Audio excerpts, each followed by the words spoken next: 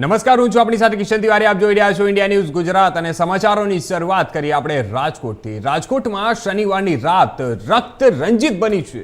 આ તકે આપણે વાત કરીએ તો રાજકોટમાં ઘટેશ્વર પાર્ક વિસ્તારમાં 25 વારિયા ક્વાર્ટરમાં શનિવારની મોડી રાત્રે જીતેશ જેસંગભાઈ સોલંકી નામના પ્રૌઢની છરી જેવા તીક્ષ્ણ હથિયારોના ઘા ઝીકી અને હત્યા નિપજાવવામાં આવી હતી.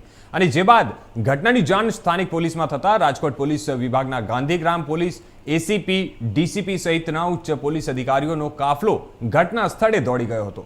અને ત્યારે હાલ મૃતક જીતેશ સોલંકીની સૌને પોસ્ટમોર્ટમ અર્થે રાજકોટની સિવિલ હોસ્પિટલ ખાતે ખસેડવામાં આવી છે. સાથે જ મૃતક જીતેશ સોલંકીની હત્યા કોણે નિપજાવી અને હત્યા પાછળનું કારણ શું છે તેવા અનેક મુદ્દે પોલીસ દ્વારા તપાસનો ધમધમાટ શરૂ કરી દેવામાં આવ્યો છે. 45 વર્ષીય પ્રૌઢના હત્યારાને પકડવા માટે ચક્રો ગતિમાન કર્યા છે.